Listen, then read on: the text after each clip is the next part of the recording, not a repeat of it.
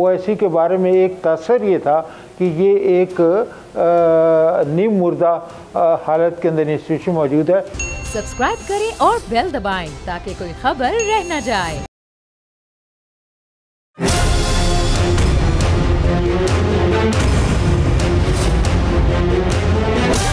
From the Islamabad studios of Bold Network, it's time for Jameel Farooqi on National Debate.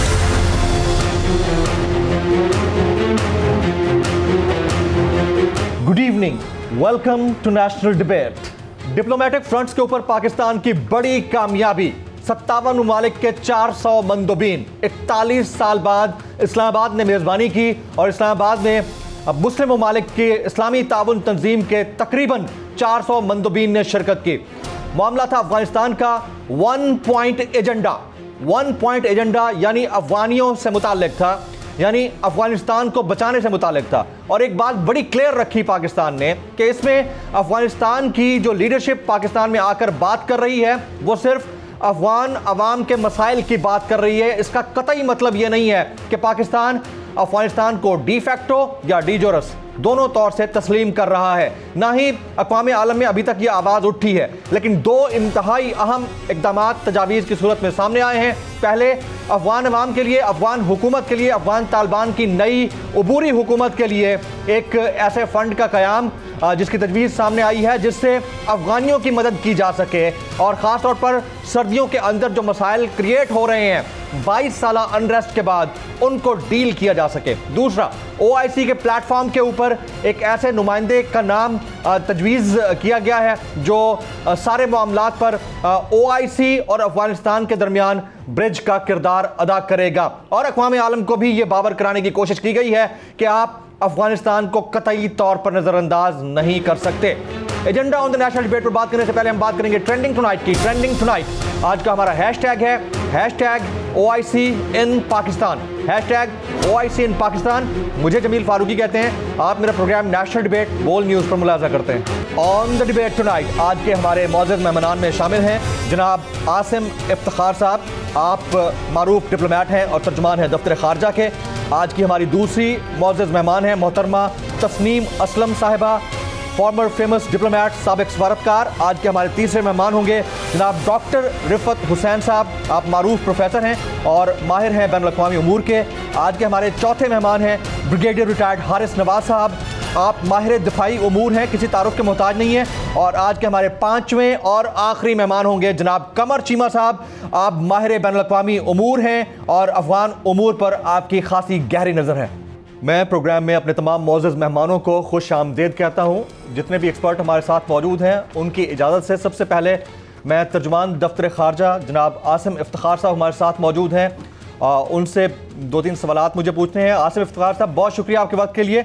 इस्लामी ताउन तंजीम का अहम तरीन इजलास 41 साल बाद पाकिस्तान में हुआ। एजेंडा 1 पॉइंट था, एवरीबडी न्यू दैट कि वो अफगानिस्तान से मुतालिक था।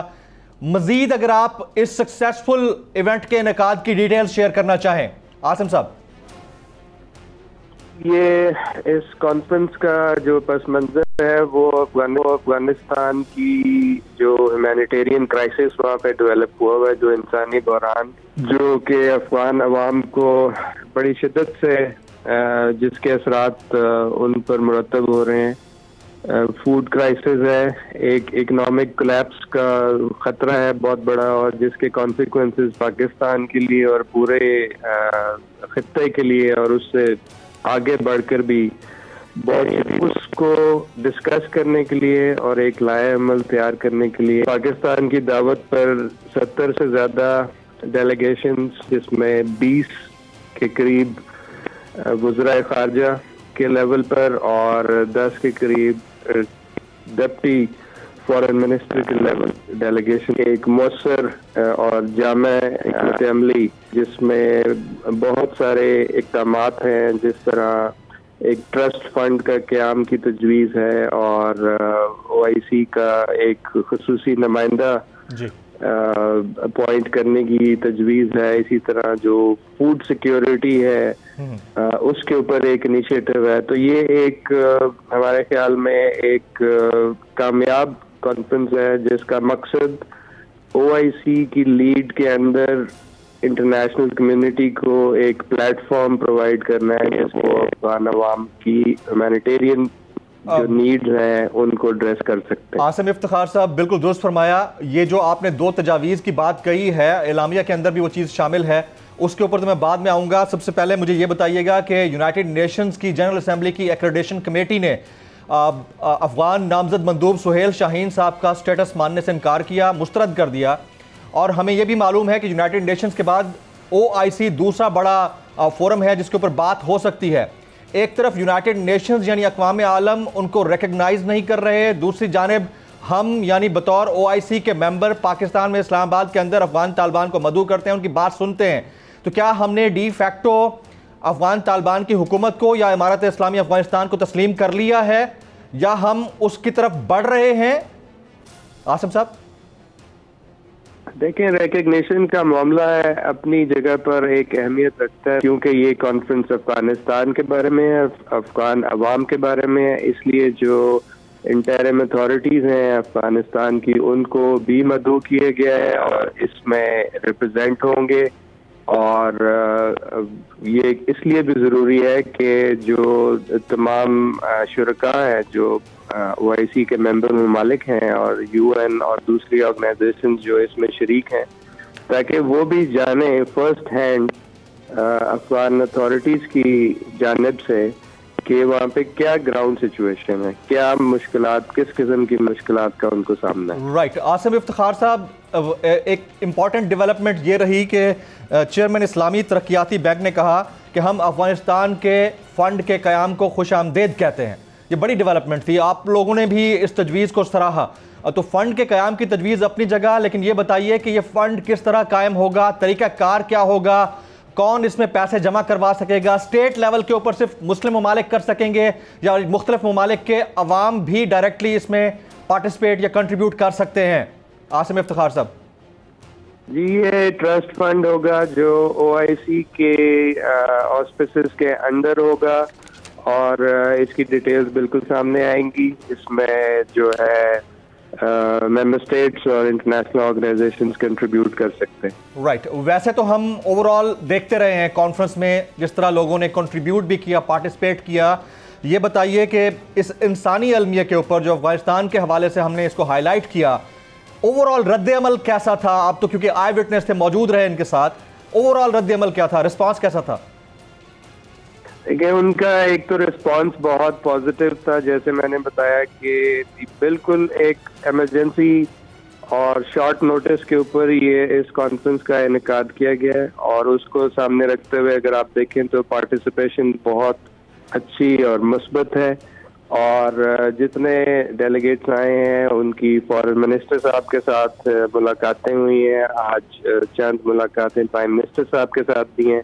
हर एक ने इस इनिशिएटिव को सराहा है और उसमें बहुत सारी तजावीज़ हैं जो कि इस कॉन्फ्रेंस में कल सीनियर ऑफिशियल्स की मीटिंग हुई थी, उसके अंदर भी उनके ऊपर बहस हुई है। इसके अंदर ये सिर्फ नहीं है कि माली मदद या दूसरी किस्म की इमदाद जो कि ट्रस्ट फंड के थ्रू होती है, बल्कि डेलीगेशंस के बड़े अच्छे नुक्ता नज़र हैं। जिस तरह अफगानिस्तान में कैपेसिटी बिल्डिंग की ज़रूरत है मुख्तलिफ शोबाजात में, जिस तरह एजुकेशन है, हेल्थ है, दूसरे सेक्टर्स हैं, एक्सपर्टीज़ की ज़रूरत है। तो ये तमाम चीज़ें जो हैं वो डिस्कस, ये एक कंसेंसस है OIC के मेंबरान के बीच में और इंटरनेशनल कम्युनिटी में कि अफगानिस्तान को इस वक्त इंटरनेशनल कम्युनिटी की सपोर्ट की जरूरत है। बड़ी अच्छी बात है कि सपोर्ट की जरूरत है, कंसेंसस भी है। OIC की सतह पर नुमाइंदा मुकर्रर करने की बात की गई है। इस सारे अमल में नुमाइंदे का किरदार क्या होगा? ऑलरेडी तो एक फोरम मौजूद है जिस पे सारे बात कर सकते हैं, उस पर्टिकुलर नुमाइंदे का किरदार क्या होगा इन स्पेसिफिक, अगर आप बताना चाहें तो? लेकिन जब भी कोई स्पेशल एनवॉय या रिप्रेजेंटेटिव बनाया जाता है उसकी कुछ जिम्मेदारियां सौंपी जाती हैं और वो उसमें जो नुमाया जिम्मेदारियां होती हैं वो उनका एक रोल होता है जो कि कोऑर्डिनेशन का होता है। फिर उनकी जिम्मेदारी होती है मोबिलाइज करना असिस्टेंस को और फिर उसको इम्प्लीमेंट करना जो कि उनका मैंडेट दिया जाएगा। तो ये नॉर्मली जो नुमाइंदा खुसूसी होते हैं उनका एक अहम किरदार होता है, एक बनेगा, उसके टर्म्स ऑफ रेफरेंस होते हैं और फिर वो उसके मुताबिक जो एजेंडा सेट किया जाता है, जो उनको डायरेक्टिव्स होंगी वज़राए ख़ारिजा की जानिब से, वो उसको लेकर आगे बढ़ेंगे। एक लास्ट क्वेश्चन मेरा आपसे है सर कि अफगानिस्तान इतने बड़े क्राइसिस के बावजूद जिन 3 दिन के अंदर पाकिस्तान में इतना बड़ा सेशन मुनक़िद किया जा रहा था, वहाँ से खबर आई कि अफगानिस्तान ने अपने पहले बजट को ड्राफ्ट कर लिया है उनके उबूरी सेटअप ने। मैं ये जानना चाहूँगा कि क्या पाकिस्तान ने इस बजट की मद में भी अफगानिस्तान की मदद की है, या OIC के प्लेटफॉर्म से दीगर ममालिक ने भी इस बजट तश्कील करने में उनकी मदद की है? आसिम साहब, इसके बारे में मेरे पास तो फिलहाल कोई डायरेक्ट इंफॉर्मेशन फर्स्ट हैंड नहीं है। आपके पास कोई फर्स्ट हैंड इंफॉर्मेशन नहीं है। जनाब आसिम इफ्तिखार साहब, तर्जमान दफ्तर खारजा, आपने वक्त निकाला, आपका बहुत बहुत शुक्रिया। मैं अब रुख करूँगा मोहतरमा तस्नीम असलम साहिबा का, फेमस फॉर्मर डिप्लोमेट। बहुत शुक्रिया तस्नीम असलम साहिबा। अब कितना सक्सेसफुल ये सेशन रहा है आपकी नज़र में? जी, आपकी आवाज़ कट रही है। मैं ये पूछ रहा था कि कितना सक्सेसफुल सेशन रहा है ये। सबसे पहली बात तो ये है कि इस स्केल पे इतना लंबा नोटिस भी नहीं था, लोगों को इतनी वाइड पार्टिसिपेशन अरेंज कर लेना, वो एक सक्सेस है। दूसरी बात ये है कि इसका इम्पैक्ट क्या होता है, लोग किस तरह अफ़गानिस्तान की जो इस वक्त ह्यूमैनिटेरियन क्राइसिस है उससे निकालने के लिए कैसे आगे बढ़ते हैं, इसका इम्पैक्ट वो नज़र आएगा। ये एक चीज़ हमें जहन में रखनी चाहिए कि ये डोनर्स कॉन्फ्रेंस नहीं थी, ये बेसिकली सब स्टेक होल्डर्स को और मुस्लिम मालिक को और P5 और इसके अलावा UN एजेंसी, जितने लोग उनको अफ़गानिस्तान को इस वक्त हेल्प कर सकते हैं, उनको एक प्लेटफॉर्म प्रोवाइड किया गया है। OIC ने ये किया है और पाकिस्तान ने होस्ट किया है, तो ये एक सक्सेस तो ये हो गई। दूसरा, इसका इम्पैक्ट आपको देखना होगा। आप ऑलरेडी देखिए कि पिछले 2-3 दिन से ही बहुत सी डेवलपमेंट्स हुई हैं। आप देखिए तो US कांग्रेस में 41 members ने लेटर लिखा है प्रेसिडेंट बाइडन को कि इमीडिएटली ह्यूमैनिटेरियन असिस्टेंस की बात की है उन्होंने। दूसरा, वहाँ पे 11 एम्बेसडर्स और जनरल्स ने एक लेटर लिखा है ऑपेड शक्ल में, उसमें भी उन्होंने कहा है कि ये अमेरिका की रेपुटेशनल और मॉरल रिस्पॉन्सिबिलिटी है कि अफ़गानिस्तान की लोगों की इस वक्त हेल्प करें।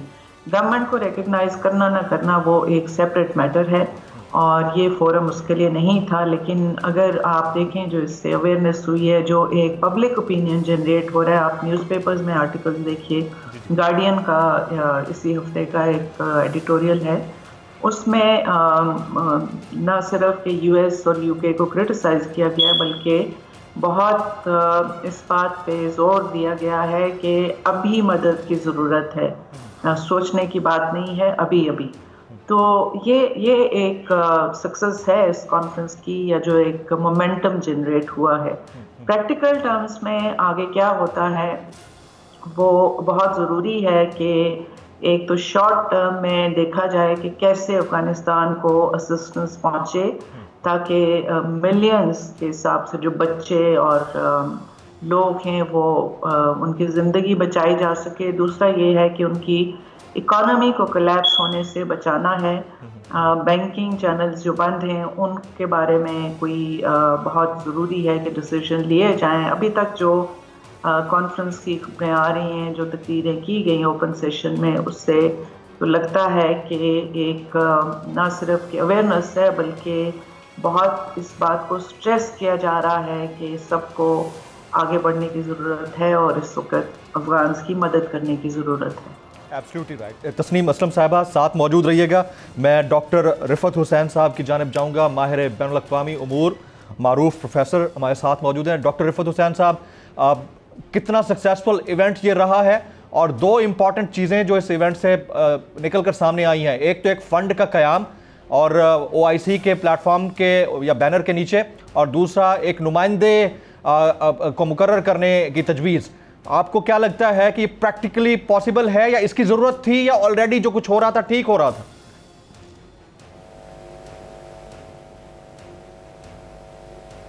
जी शुक्रिया बहुत जमील। मेरे ख्याल के मुताबिक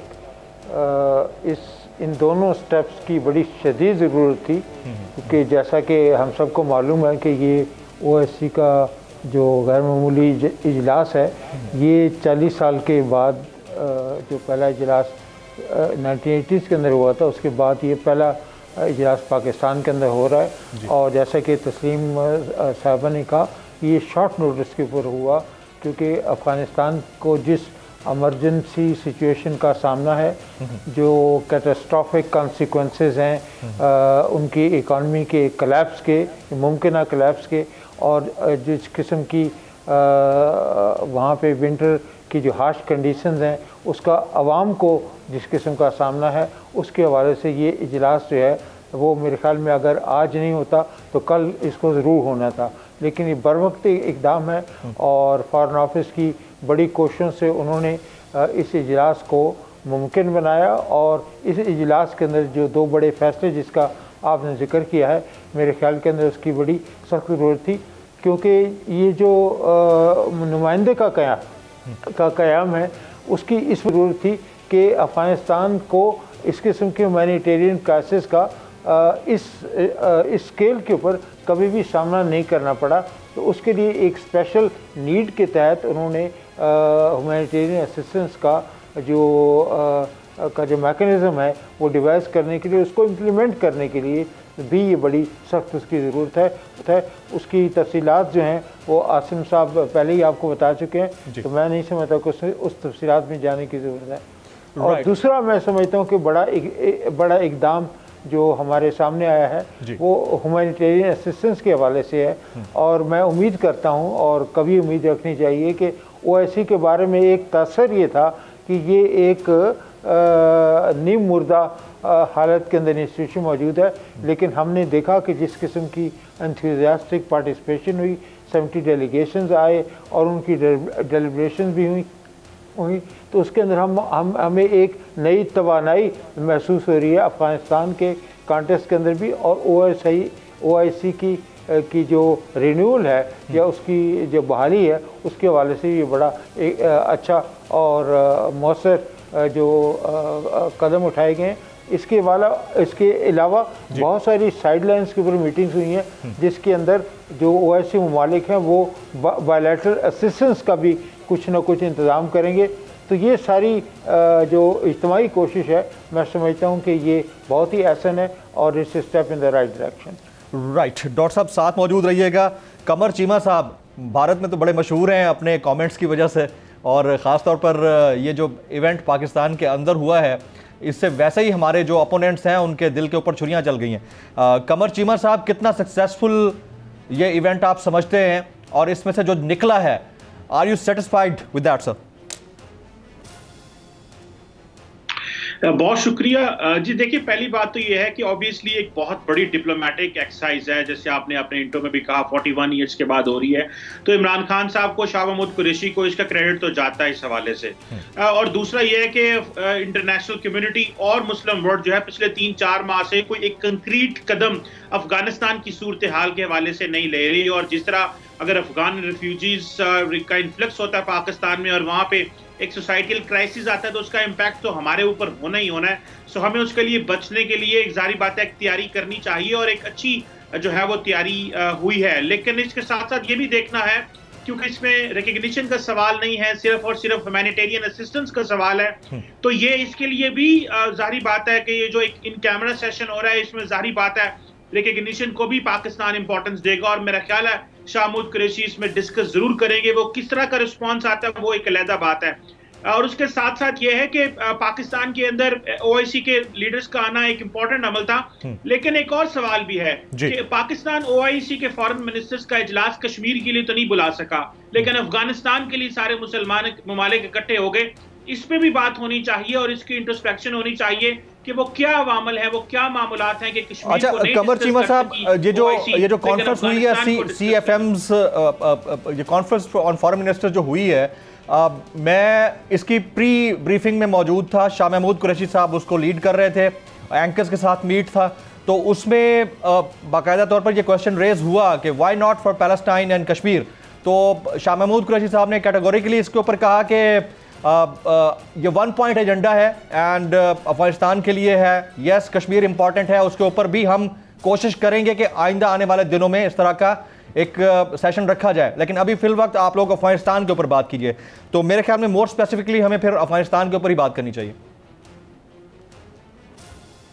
जी बिल्कुल ठीक है, वो तो जारी बात है अफगानिस्तान को, और अफगानिस्तान के भी माजी सवालों की और सवालों की बजाय सिर्फ एक सवाल है और ह्यूमैनिटेरियन असिस्टेंस का है, जिसमें मेरा ख्याल है कि अफगान तालिबान को ये समझ जाना चाहिए कि जिस तरह पाकिस्तान उनकी मदद कर रहा है और फ्रंट फुट पे आके उनकी मदद कर रहा है, ये अफगान तालिबान की भी जिम्मेदारी है कि जो पाकिस्तान के रिलेटेड मसाइल हैं, जिसमें TTP और जो बाकी जो दहशतगर्द ग्रुप अफगानिस्तान में, उसके हवाले से भी वो हमारी असिस्टेंस करें। और पाकिस्तान का एक डिप्लोमेटिक सक्सेस तो है जी, ये इसको मानना पड़ेगा कि जिस तरह पाकिस्तान ने अपना पॉलिटिकल कैपिटल और डिप्लोमेटिक कैपिटल को एंजॉय किया है और जिसमें सारे मुस्लिम ममालिक को यहाँ पे लेके आए हैं, इसको एक अच्छे नज़र से देखा जाएगा। और जो बाकी इंटरनेशनल कम्युनिटी भी यहाँ पे बैठी हुई है, अमेरिकन, ब्रिटिश, यूरोपियंस भी आए हुए हैं, और इमरान खान साहब ने जिस तरह डायरेक्टली अमेरिकन को ये कहा है, डायरेक्ट बात की है अमेरिकन गवर्नमेंट से कि अगर आपने ये रोल प्ले ना किया तो ये एक मैन मेड क्राइसिस होगा।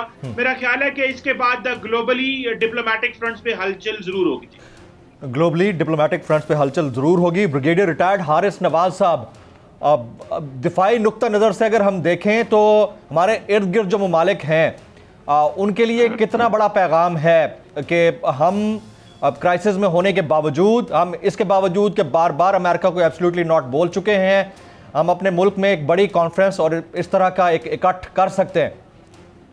देखें, बात यह है जमील के पाकिस्तान की बहुत बड़ी सक्सेस है डिप्लोमेटिकली भी, और उसमें आप ये देखें कि ख़ास तौर पे इंडिया जो पाकिस्तान को आइसोलेट करना चाहता था, हर मौके पे उसने कोशिश की कि दुनिया की नज़रों में पाकिस्तान आइसोलेट हो जाए। आज इंडिया खुद आइसोलेट हो गया, अपने नेबर्स में भी और इंटरनेशनली भी। जिस तरीके से आज कॉन्फ्रेंस हुई है जिसमें दुनिया के तमाम ममालिक के तकरीबन इंपॉर्टेंट कंट्रीज़ के वफद भी आए और इस्लामिक कंट्रीज़ भी आई, तो इससे ये पता चलता है कि एक तो पाकिस्तान का सॉफ्ट इमेज जो है वो दुनिया में गया कि पाकिस्तान एक नाउ सिक्योरिटी वाइज बड़ा बेहतर मुल्क है, यहाँ पर सिक्योरिटी इन्वायरमेंट्स अच्छी हैं और कोई भी आ जा सकता है, कोई प्रॉब्लम नहीं है। एक तो हमने ये मैसेज बड़ा अच्छा दुनिया को दे दिया। साथ ही साथ हमने दुनिया को, मुझे आई एम श्योर कि शाह मुझका रिश्ते जो 2-3 बातें ज़रूर बताई होंगी कि पाकिस्तान क्यों इंटरेस्टेड है अफगानिस्तान के हालात ठीक करने के लिए। हमें क्योंकि सबसे ज़्यादा हम अफेक्टेड हैं। अगर वहाँ हालात ख़राब होते हैं तो उसके फॉलोअर्स पाकिस्तान पर होंगे, अगर स्टेबल होता है तो उसका मतलब पाकिस्तान में स्टेबिलिटी आएगी। नंबर 3 बात यह है कि इसके साथ हम 30 लाख अफगान रिफ्यूजीज़ को पहले ही अकोमोडेट किया हुआ है, और अगर आज ये प्रॉब्लम क्राइसिस बढ़ जाते हैं तो 15 से 20 लाख हम और अफगान रिफ्यूजीज़ एक्सपेक्ट कर रहे हैं पाकिस्तान में आ जाएंगे, जो पाकिस्तान के लिए बहुत डिजास्टर्स होगा। ये पॉइंट भी दुनिया को बताने की है। और सेकंड बात ये है कि अफगान अमेरिकन जो चाह रहे हैं कि अफगान तालिबान वहाँ पर ह्यूमन राइट्स करें, वो औरतों का ख्याल करें, उसके बाद जो वो उनकी दाइश है उसको ख़त्म किया जाए, अल-कायदा को ख़त्म किया जाए, तो उसके लिए first you have to ensure कि there is a stable government. Stable government के लिए you need to, they have to be economically viable.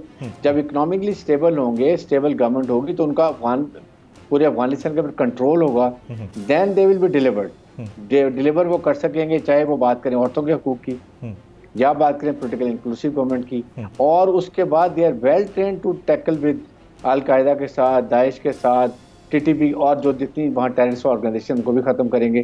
आप उनकी मदद कर नहीं रहे हैं, मीन्स आप उनको ब्लैकमेल करना चाहते हैं। ब्लैकमेल इसलिए करना चाहते हैं, दे वांट कि उनकी मर्जी के कुछ उसमें नुमाइंदे हुकूमत में आ जाएं, जो दोबारा वो फिर वहाँ पर अमेरिका जो है वो प्रवेल हो जाए वहाँ पर, because they don't want to leave Afghanistan, they don't want to leave. बड़ा इंपॉर्टेंट पॉइंट है ब्रिगेडियर साहब आपका कि इंक्लूसिव गवर्नमेंट किस तरह की वहाँ पे होनी चाहिए, और अगर वो नहीं होती ना बड़ा रखना पैदा हो सकता है और अक़वाम आलम के लिए कितना बड़ा चैलेंज होगा।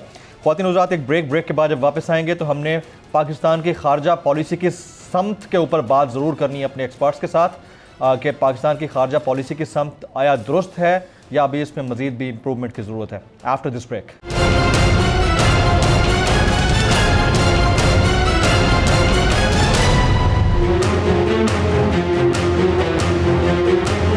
Welcome back. मैं अपने तमाम मुअज़्ज़ज़ मेहमानों को एक बार फिर से खुशामदीद कहता हूँ।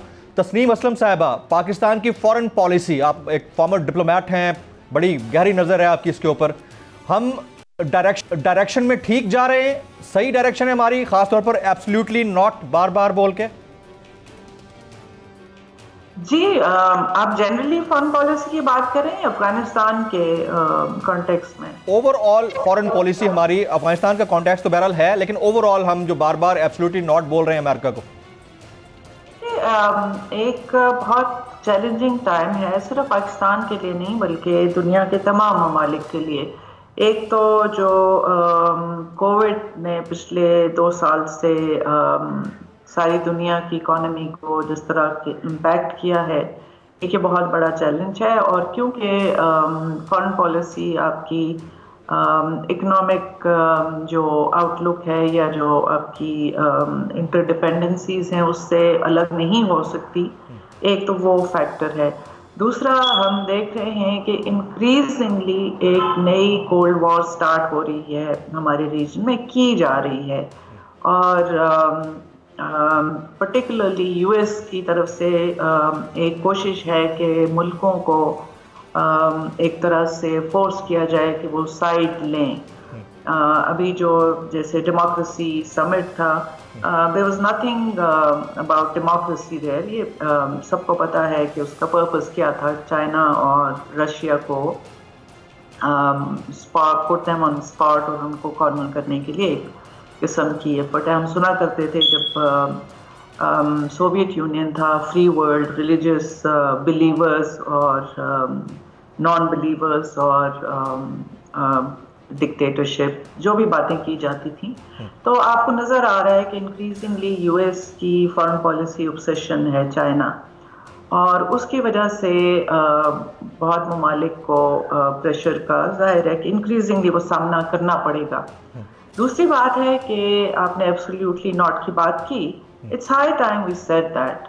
हमें ये बहुत पहले कह देना चाहिए था। आप देखिए कि अफगानिस्तान में पहली बात, अफगानिस्तान की कोई इन्वॉल्वमेंट नहीं थी 9/11 के इवेंट्स में। उसके बाद जो हुआ और जिस किस्म की एक्सेस और सपोर्ट हमने दी, उसके बाद we didn't see the US was grateful to Pakistan, बल्कि हमें क्रिटिसाइज किया गया, हमें बहुत कुछ कहा गया, एलिगेशंस लगाई गई, हमारी डुअलिटी की बात की गई। हालांकि यही बात दूसरी तरफ भी की जा सकती थी। कैसे अफगानिस्तान में दाइश जैसी ऑर्गेनाइजेशंस, कैसे अफगानिस्तान में अंडर यूएस वॉच टीटीपी और ब्लोच सेपरेटिस्ट फ्लरिश किए, उनके वहाँ पे ट्रेनिंग के बने, फैसिलिटीज़ प्रोवाइड की गई। इंडिया ने वहाँ से पाकिस्तान के साथ क्या क्या किया, कितने हमने टेररिज्म फेस किया।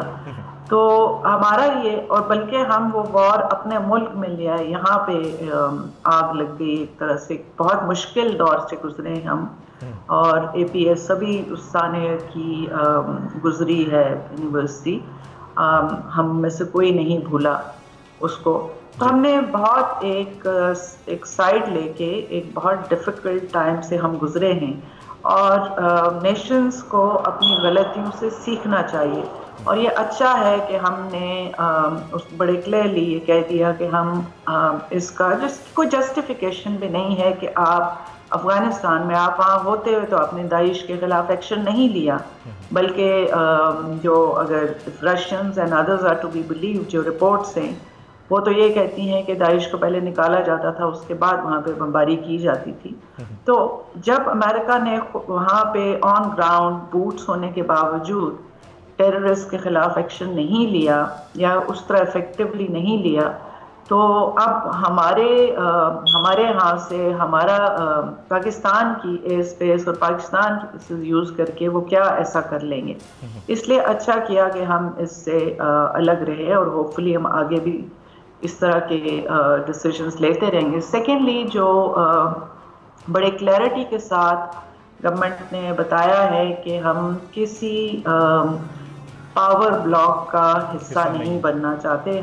वो भी हमारा जो पास्ट एक्सपीरियंस है सेंटोसिएटो और उसकी वजह से भी पाकिस्तान ने जो नुकसान उठाया और फ़ायदा कोई नहीं हुआ, तो ये भी एक अच्छी पॉलिसी है कि हम किसी ब्लॉक का हिस्सा नहीं बने।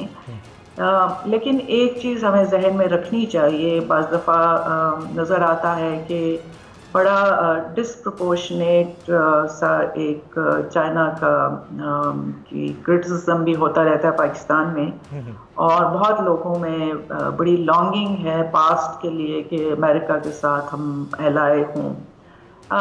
बहुत सी चीज़ें चेंज हो चुकी हैं और अच्छा है कि हमने while clarifying and putting it on record कि हम किसी ब्लॉक का हिस्सा नहीं बनना चाहते, एक्नॉलेजिंग कि चाइना के साथ हमारी कन्वर्जेंस बहुत ज़्यादा है, चाइना की और पाकिस्तान की जो म्यूचुअल इंटरेस्ट हैं वो बहुत ज़्यादा मिलती हैं, इसलिए ये एक लॉन्ग टर्म रिलेशनशिप है, एक ट्रस्टेड रिलेशनशिप है। तो ये नहीं हो सकता कि हम किसी ऑकस का, किसी क्वाड का, किसी ऐसे इनिशिएटिव का हिस्सा बने जो चाइना को टारगेट करता हो। तो डायरेक्शन फॉरेन पॉलिसी की ठीक है, थोड़ी सी अगर IMF के साथ जिस तरह की कंडीशनलिटीज़ और जो चीज़ें हो रही हैं उन पे भी नज़र रखी जाए, और उनकी एक जो, क्योंकि हमने देखा है कि IMF के प्रोग्राम्स, उनकी पॉलिसीज़ ने किसी मुल्क की इकॉनमी को आज तक ठीक नहीं किया बल्कि नुकसान ही पहुंचाया है। ऐसा ही है। तो ठीक है, हमारी कंपल्शंस हैं, लेकिन वहाँ पे थोड़ा सा ज़्यादा हमें इम्प्रूव करने की ज़रूरत है। Absolutely, absolutely. मैडम साथ रहिएगा, मैं डॉक्टर रिफत साहब के पास जाऊँगा।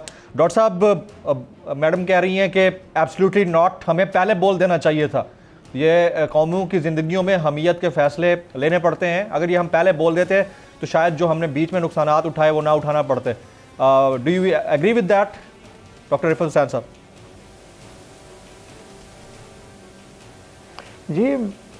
जी देखिए, ये जो एब्सोल्युटली नॉट का इमरान खान साहब ने जो अपनी राय का इजहार किया है जी, उसका कॉन्टेक्स्ट जानना बड़ा ज़रूरी है जी, क्योंकि ये उस वक़्त कहा गया कि जब अमेरिका हमसे मुतालबा कर रहा था कि एक फ़ज़ाई राहदारी पाकिस्तान को देनी चाहिए अमेरिका के जंगी अज़ाइम के लिए जो कि अफ़गानिस्तान के अंदर, तो उस वक़्त हमने उनसे ये सवाल ही किया कि अगर आप ये फ़ज़ाई जो एक्सेस हमसे मांग रहे हैं, अगर इसका मकसद ये है कि आप अफ़गानिस्तान के निहत्थे लोगों के हवाले से एक दफ़ा आप फिर बमबारी करने जा रहे हैं, तो Pakistan will not be a party to it.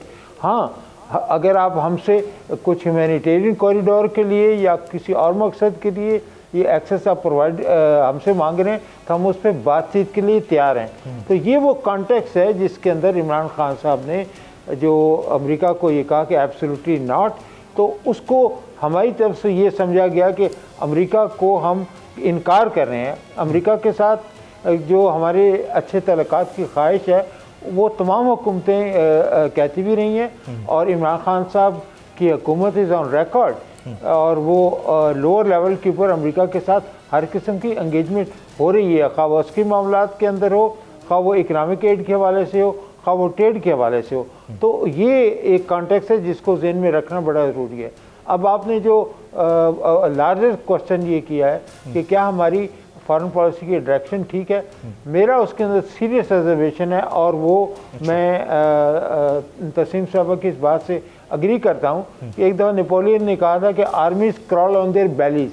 अगर हमारा इक्तिसादी बहरान जो है, जो कि IMF से इमदाद लेने के बाद अगर वो इतना ज़्यादा एग्रेवेट हो जाता है कि हमारे जो डिफेंस एक्सपेंडिचर है उसके ऊपर भी बराह असर पड़ता है, तो ये कोई अच्छी सूरत हाल नहीं है। इस डेट ट्रैप से बचने के लिए हमें पूरी कोशिश करनी चाहिए कि अपने इकनॉमिक रिसोर्सेज वो जो लिमिटेड हों वो उसको मोबिलाइज़ करें और ख़ुद इन्हिसारी की इकनॉमिक पॉलिसी बनाएं।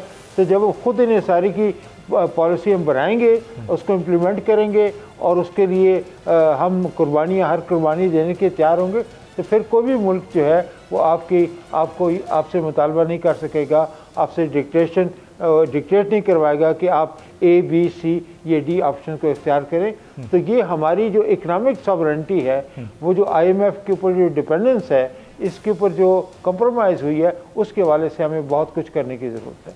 अब ये डिपेंडेंस ना हो तो ज़्यादा बेहतर है, ये आपका बड़ा वैलिड पॉइंट है। ब्रिगेडियर हारिस नवाज साहब, अब डायरेक्शन ठीक है हमारी, डॉक्टर रफत साहब कह रहे हैं कि मेरी रिजर्वेशंस हैं, तस्नीम साहिबा फरमा रही हैं कि ठीक है, क्योंकि ये फैसले लेने पड़ते हैं, मुश्किल फैसले लेने पड़ते हैं अपार्ट फ्रॉम IMF's कंडीशनैलिटीज़। आप क्या कहेंगे इसके ऊपर ब्रिगेडियर साहब? Jamil, I personally feel this is the first time in the history of Pakistan कि Pakistan has started behaving like a sovereign nuclear Islamic country. Correct, तभी ये हमने स्टैंड लिया है। अदरवाइज हमने हमेशा वो बात की है जो वेस्ट कहता था, हम एक्सेप्ट कर लेते थे। और अभी भी जो कि देखिए अमेरिका से पाकिस्तान के क्यों ताल्लुकात खराब, अमेरिका क्या चाहता है? Remain away from China, don't go for CPEC। Number 3, वो चाहते हैं कि हम उनको बेसिस दे दें अफगानिस्तान में स्ट्राइक के लिए, ताकि हमारे और ज़्यादा ताल्लुकात ख़राब हो जाए। दीदा तो ये उनकी डिमांड्स हैं। अब क्या ये डिमांड हम एक्सेप्ट कर सकते हैं जी? क्योंकि वो आपको नहीं चाहते कि आप इकोनॉमिकली वायबल हों। वो अमेरिका हेस्ट में अफगानिस्तान से गया है, कमज़ोर हुकूमत बना के गया है, उसको लेजिटिमेसी नहीं दे रहे हैं ताकि वहाँ हालात ख़राब हों, क्राइसिस होंगे तो क्या होगा? सारी टेररिस्ट ऑर्गेनाइजेशन वहाँ पर आ जाएंगी, अलकायदा भी इफेक्टिव हो जाएगी, दाइश भी इफेक्टिव हो जाएगी, दोबारा TTP इफेक्टिव हो जाएगी, इस्लामिक जो तुर्किस्तान मूवमेंट है जो चाइना के खिलाफ, वो भी एक्टिव हो जाएगी। और फिर वहाँ से आपके साथ अटैक शुरू हो जाए, बलूचिस्तान में भी CPEC भी कामयाब ना हो, हमें कनेक्टिविटी सेंट्रल एशिया से ना मिले, बेल्ट रोड इनिशिएटिव जो इंडिया चाइना का वो कंप्लीट ना हो, और हम IMF वर्ल्ड बैंक के चुंगल में रहें। As long as we are under influence of IMF World Bank, we will never be able to take our own decisions in national interest। आपके सामने अभी जो उन्होंने कंडीशनैलिटीज लगाई हैं, we know how much harmful they are, and by design America course कर आपके FATF में डाल दिया गया। तो ये चीज़ें हमने देखनी है कि हमें अब इसमें क्या करना है। हमें चाइना के साथ शुक्र है खुदा का कि हमने वर्चुअल डेमोक्रेसी मीट थी, उसमें हमने बड़ा स्ट्रॉन्ग डिसीजन ले लिया, वरना हमें और अच्छा, ब्रिगेडियर साहब कदा कलामी की माजरत, एक थोड़ा सा टेक्निक, मैं आपकी इजाज़त से एक ब्रेक लेना चाहूँगा। ब्रेक के बाद जब वापस आएंगे यहीं से कंटिन्यू करूँगा कि हम क्या कर सकते हैं इसके ऊपर आफ्टर दिस ब्रेक।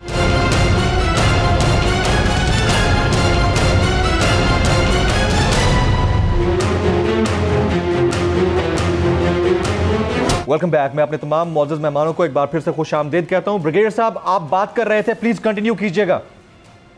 तो आप देखें ना, ये अमेरिकन चाहते हैं कि हम इकोनॉमिकली वायबल हो। जब भी हमारी हुकूमत स्टेबल होगी, आप अयूब के दौर में देखें, अयूब के बाद गॉन, भुट्टो के बाद इस्लामिक कॉन्फ्रेंस गॉन, इज़्ज़ाउल हक का देख लें, मुशर्रफ का देख लें। तो बात यह है कि वो चाहते हैं कि उनके मर्जी की हुकूमत और उनके मर्जी के फैसले हों। पाकिस्तान, इसी वजह से हम तरक्की नहीं कर सकते। I think for the first time हुकूमत पाकिस्तान ने थोड़ा सा स्ट्रॉन्ग स्टेप लिया है। We started moving our chest high and head high, जो prime minister Pakistan United Nation ने बात की है। नाउ हमें अमेरिका से डेफिनेटली एंगेजमेंट रखनी है, उनसे ताल्लुकात को बढ़ाने हैं। अभी भी देखें, इतने स्ट्रॉन्ग स्टेप की वजह से अमेरिकन में जो इंक्वायरी हो रही है सेनेटर कॉन्फ्रेंस में, वहाँ से पाकिस्तान का नाम निकाल दिया गया है कि पाकिस्तान अफगान तालिबान सपोर्ट करता था और इसकी वजह से अमेरिका को शिकस्त हुई है। तो जब आप कहीं ना कहीं स्ट्रॉन्ग स्टेप लेंगे, वहाँ आपको उसके बेनिफिट ज़रूर मिलेंगे। लाइकवाइज पाकिस्तान को बड़ा क्लियर कहना चाहिए कि हमें अफगानिस्तान में क्यों हम इंटरेस्टेड हैं कि वहाँ स्टेबिलिटी हो, हमारे क्या इंटरेस्ट हैं। और साथ ही साथ ह्यूमन राइट्स की बात मत करें। ह्यूमन राइट्स की मुझे बिल्कुल, जो इनको कश्मीर और बाकी दुनिया में नज़र कुछ नहीं आता, ह्यूमन राइट्स सिर्फ जहाँ पर मर्जी होती है वहाँ ह्यूमन राइट्स की बात कर देते हैं। आप उनको कोई सहूलत तो दें। How can you freeze the $9.5 billion? आपको बाकी दुनिया में कहीं आपको डेमोक्रेसी की बात नहीं करते हैं, आपको पूरे मिडिल ईस्ट में नज़र नहीं आती है। आप अफगानिस्तान की बात करें, उनकी अपनी रवायात हैं, 40 साल उन्होंने लड़ाई लड़ी है। अब उस कंडीशन में यस, इस वक्त पाकिस्तान को अफगानिस्तान की बड़ी क्लियर डिमांड करनी चाहिए, और वो डिमांड ये कि what all we are doing for them, what we are getting in return.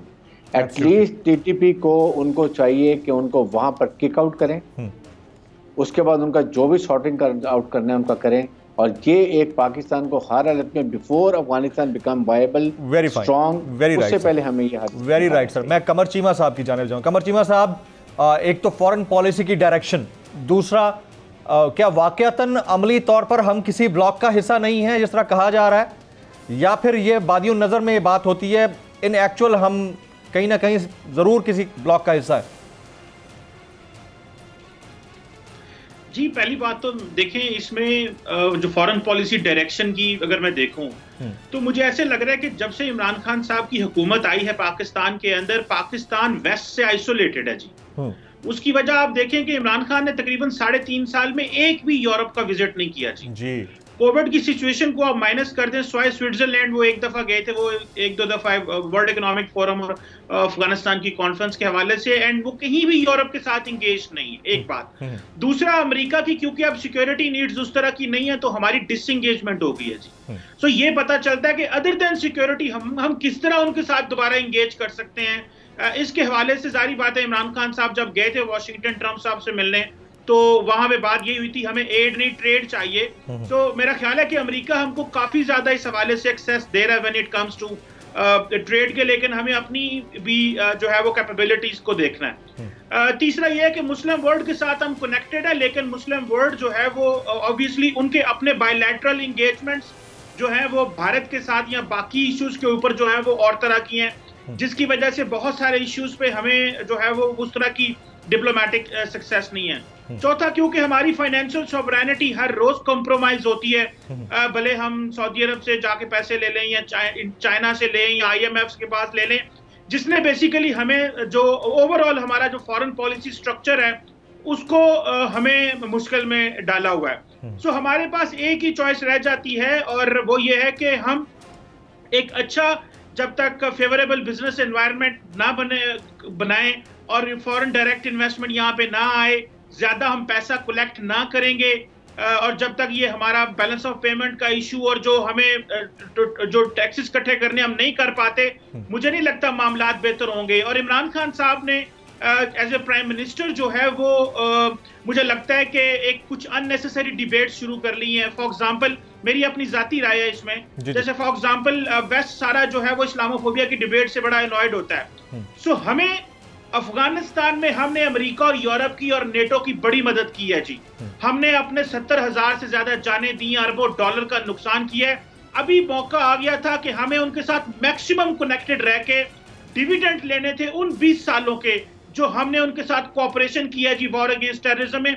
हमसे ज्यादा किसी ने जान नहीं दी, किसी ने अपना घर नहीं तबाह किया दहशतगर्दी की जंग में। लेकिन आज अगर हम देखें तो आज हम आइसोलेटेड नजर आ रहे हैं, डिफरेंट नजर आ रहे हैं। मुझे ऐसे लगता है कि हमें इस चीज का फायदा उठाना चाहिए था और हमें यूरोप और अमेरिका के साथ ज्यादा कनेक्टेड रहना है। हम दहशतगर्दी की जंग तो बहुत अच्छी लड़ ली, लेकिन ये जो रेडिकलाइजेशन के मामलात हैं, जो इंतहा पसंदी की ड्राइव है, इसके ऊपर भी बड़ा इफेक्टिवली और मैसिवली काम करना पड़ेगा, ताकि हम एक दुनिया को एक डिफरेंट मैसेज दे सकें कि अगर आप आएंगे यहाँ पे तो आपके लिए दरवाजे खुले हुए हैं। मुझे ऐसे लग रहा है कि अगर ये डीरेडिकलाइजेशन वाला काम और पैसे कलेक्ट होने शुरू हो जाएं, टैक्सेस होने, हुकूमत के ऊपर एतबार ज्यादा होना शुरू हो जाए और हमारी ये फाइनेंशियल सॉवरेनिटी कॉम्प्रोमाइज ना हो, तो हमारे मुल्क के अंदर बड़ी जान है जी दुनिया में सोने की। We still have a lot of potential, लेकिन इन चीजों पे हमें थोड़ा सा केयरफुल रहना रहेगा। दुनिया के साथ अदर देन सिक्योरिटी भी कनेक्ट होना है। हमारा बहुत सारा पॉलिटिकल डिप्लोमेटिक कैपिटल जब अफगानिस्तान की बात करते हैं तो वो कंज्यूम हो जाता है। जब हम दुनिया के बड़े टेबल्स पे जाकर बैठते हैं, हम बात अफगानिस्तान से शुरू करेंगे तो वो बहुत सारा हमारा टाइम खा जाती है बात। मुझे लगता है कि अदर देन सिक्योरिटी भी हमें मामलात जो है वो रखने चाहिए। एब्सोल्युटली, मैं बड़े वैलिड पॉइंट्स आपने रेज किए हैं। मैं डॉक्टर रिफत साहब की तरफ जाऊंगा। डॉक्टर साहब, हम किसी ब्लॉक का हिस्सा है नहीं है, कहा तो यही जा रहा है कि हम किसी ब्लॉक का हिस्सा नहीं बनेंगे। अपेरेंटली वाकयातन हम नहीं हैं, या ये सिर्फ कहने की बातें हैं, कॉस्मेटिक? जी नहीं, देखिए, हमें ये समझने की ज़रूरत है जमील साहब कि इस वक्त दुनिया में ब्लॉकों की नौयत क्या है।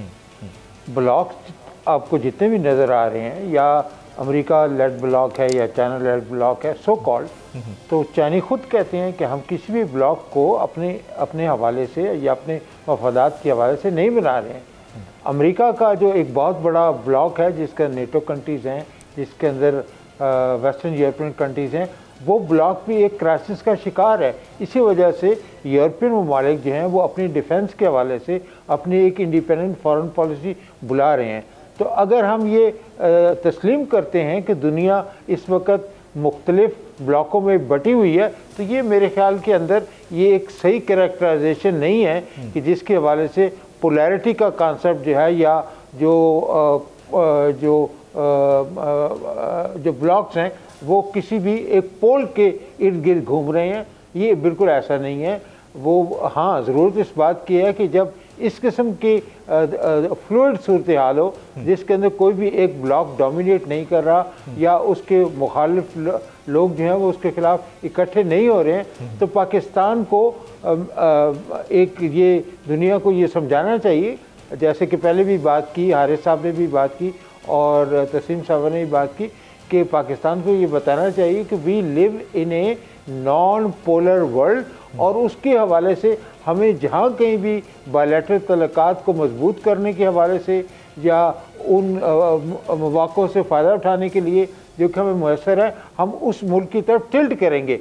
लेकिन टिल्ट करने का मतलब, चाइना की तरफ टिल्ट करने का मतलब ये नहीं है कि हम अमेरिका के मुखालिफ हैं या अमेरिका के किसी इशू के ऊपर हम अमेरिका को सपोर्ट भी करना चाहते हैं, तो उसका मतलब ये नहीं कि हम हमारी एंटी चाइनीज़ पॉलिसीज़ है। ये हमें ये एक जो आज़ादी मिली है कोल्ड वॉर के कलेप्स के बाद, उसके अंदर ये नुक्ता नज़र जो है उसको समझना बड़े ज़रूरी है और इश्यूज़ एरियाज़ के हवाले से बात करनी चाहिए, ह्यूमन राइट्स के हवाले से बात करनी चाहिए, डेमोक्रेसी के हवाले से बात करनी चाहिए, और ये इश्यूज़ एरियाज़ हैं जिनके बिलबोते के ऊपर हम अपनी जो है वो खारजा पॉलिसी को एक बेहतर तरीके से चला सकते हैं। एब्सोल्युटली। ब्रिगेडियर हारिस नवाज साहब, आप सेकंड करेंगे डॉक्टर रिफत साहब की बात को? बिल्कुल, डॉक्टर रिफत साहब बिल्कुल ऑन डॉट हैं। सेकंड ये देखें, यूरोपियन यूनियन ने अपना ब्लॉक नहीं बनाया हुआ, नेटो ने ब्लॉक नहीं बनाया हुआ। हमें ब्लॉक के बजाय we talk about region, we need to be having the best relation with neighbours. You can't change your neighbours, you can change your interest. Yes, आप रशिया है, सेंट्रल एशिया है, चाइना है, ईरान है, Pakistan, we are the neighbours, so we must have should be very strong in neighbours first. But definitely we don't mean कि हम America से दूर हो रहे हैं। अमेरिका से हम इंगेज रहेंगे, अमेरिका से हमारे ताल्लुकात भी अच्छे हैं, जो जायज़ बातें हम उनकी ज़रूर मानेंगे, लेकिन जहाँ पर हमारे इंटरेस्ट क्लैश होते हैं वहाँ आपके इंटरेस्ट प्रायोरिटी ले लेते हैं। अमेरिकन क्या कर रहे हैं, उन्होंने वहाँ पर क्वाड ग्रुप किस लिए बनाया, जिसमें चाइना है, सॉरी ऑस्ट्रेलिया है, जापान है, इंडिया है और अमेरिका है, टू एनसल्वर चाइना। और चाइना के खिलाफ वो कहते हैं जो भी मुल्क चाइना का सपोर्ट कर रहा है वो उसके खिलाफ है, इसलिए पाकिस्तान के खिलाफ है। हमने देखना है कि हमने अपनी पॉलिसी परसू करते हुए कितने बेनिफिट उठाने, ये एक यही मेन पॉइंट है। यही मेन पॉइंट है कि हमने अपने बेनिफिट्स को मद्देनजर रखते हुए अपनी पॉलिसी को भी शिफ्ट करते रहना है। ये नहीं है कि हम एक बात से स्टिक करके बैठ जाएं और उसमें कर बैठें। तमाम मौजूद पैनलिस्ट हमारे साथ मौजूद थे, मैं सबका शुक्रिया अदा करूंगा। पाकिस्तान के लिए एक ज़बरदस्त दिन रहा है आज का, और पाकिस्तान ने 41 साल बाद एक बड़ी कॉन्फ्रेंस के सेशन का इनेकाद किया और सक्सेसफुल सेशन रहा, और इसका इम्पैक्ट इम्प्लीकेशंस लॉन्ग टर्म होंगी, ये कहना था आज के हमारे पैनलिस्ट का। आज की नेशनल डिबेट से जमील फारूकी को इजाज़त।